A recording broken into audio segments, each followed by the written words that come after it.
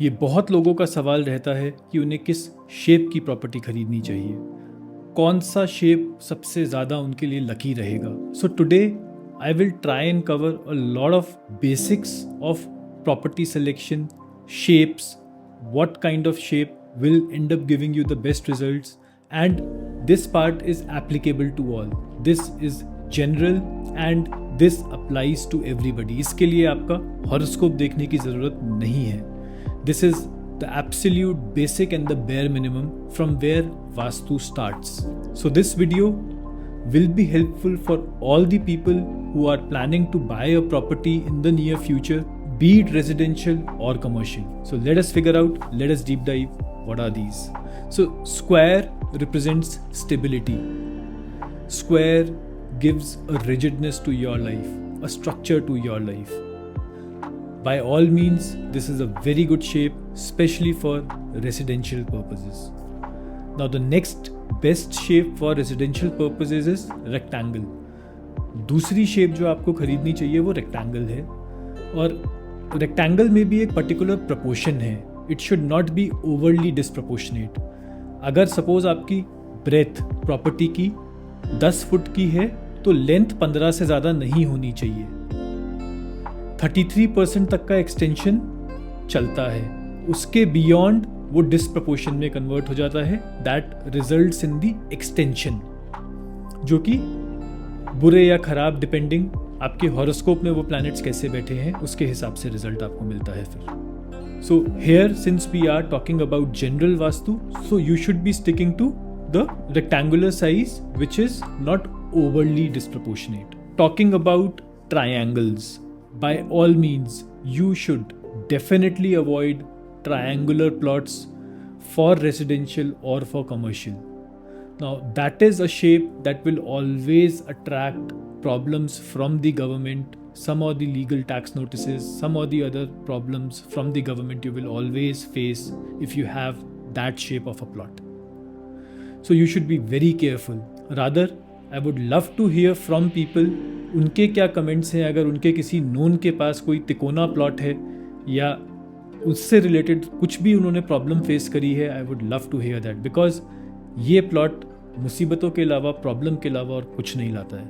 So by all means you should avoid a Tikona plot, which is a triangular plot. Now coming to the circular plot. Circular plot B is not at all good for residential purposes. In certain commercial settings, in very specific commercial settings, especially restaurants, yes, it can work. But apart from that, circular plots should be avoided. Because वहाँ पे कोई भी decision आप नहीं ले पाएंगे. That is not good for the accumulation of your wealth. हमारी parliament circular ही थी पहले. That is the reason why कोई भी डिसीजन पास होना पहले बहुत दिक्कत वाला काम था. बहुत मुश्किल से रेजोल्यूशंस पास होते थे पार्लियामेंट में. So circular plot by all means you should avoid. Triangular plots you should avoid. Square and rectangle they are very good. Now coming to another shape which is oval. Now oval is again one of the best shapes, especially for commercial, for accumulation of money. वहाँ पे चीज़ों का जन्म होता है. Oval shape for a business setting it is excellent. But Oval shape की property ढूंढना बहुत मुश्किल होता है.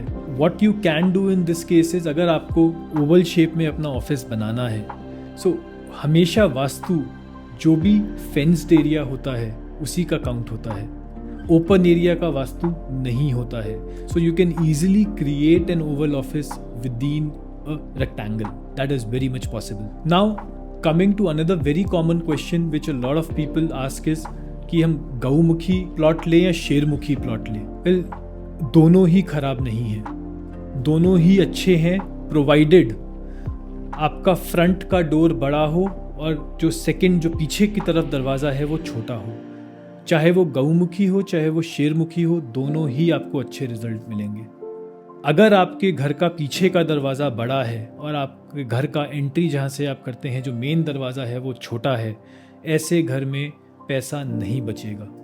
आएगा सारा चला जाएगा. एंड सिमिलरली अगर आपके घर का फ्रंट जो मेन डोर है वो बड़ा है और पीछे का डोर छोटा है, सो ऐसे घर में हमेशा पैसा रुकेगा.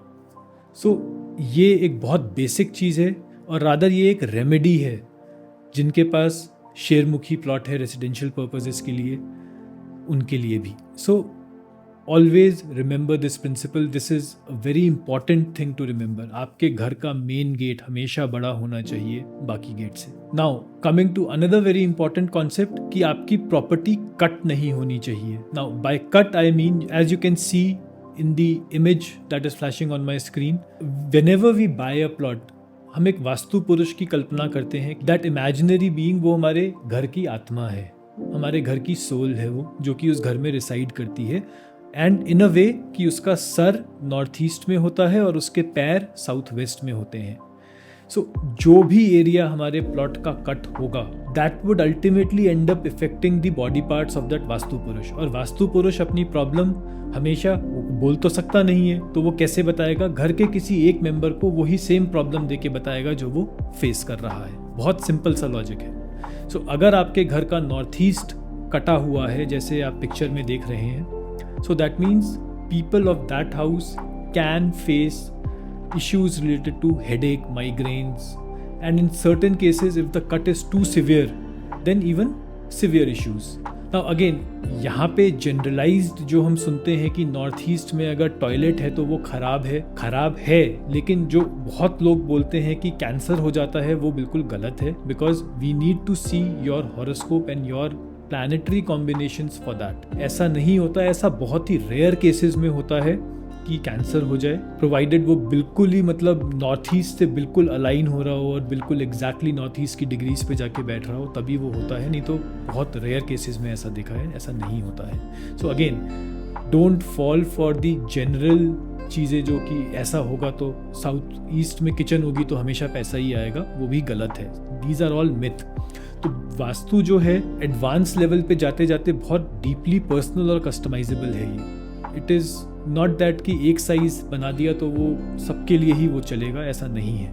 हाँ, कुछ जैसे आज मैं डिस्कस कर रहा हूँ शेप्स के बारे में, this is a universally acceptable fact और ये हर केस में अप्लाई करेगा। सिमिलरली अगर आपके प्रॉपर्टी का साउथ वेस्ट कटा हुआ है, सो इन दैट केस उस घर में स्टेबिलिटी के बहुत इश्यूज होते हैं। ऐसे घर में रहने वाले लोगों का करियर बहुत मुश्किल से स्टेबल होता है, क्योंकि यहाँ पे वास्तु पुरुष के पैर कट गए, वो खड़ा ही नहीं हो पा रहा है। सो सिमिलरली आप भी अपनी लाइफ में, अपने करियर में ढंग से स्टेबल नहीं हो पाएंगे। So whenever you are buying a property, always make sure कि कोई मेजर डायरेक्शन कट नहीं हो रही है।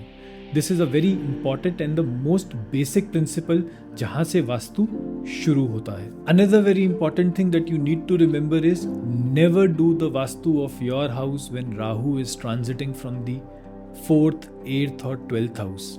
जब भी राहु का गोचर आपके चौथे, 8वें या 12वें भाव से हो रहा है, उस समय घर का वास्तु वर्जित है। That is the main cause for your financial downfall. अगर आप उस समय पे अपने घर का वास्तु छिड़वाते हैं तो you should never get it done during that time. This video will help you in your buying decision.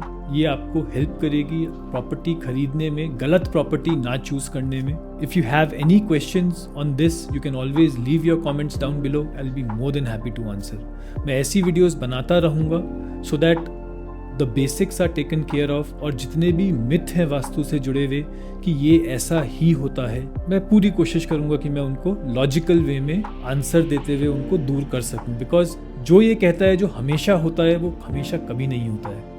कुछ भी चीज़ हर किसी के साथ नहीं हो सकती है। Vastu on the whole is deeply personal, highly customisable, और ये आपकी पत्री के हिसाब से ही बना है और ये वैसे ही चलेगा। In the next video, I will come up with a very specific example of how Vastu and your horoscope are interlinked.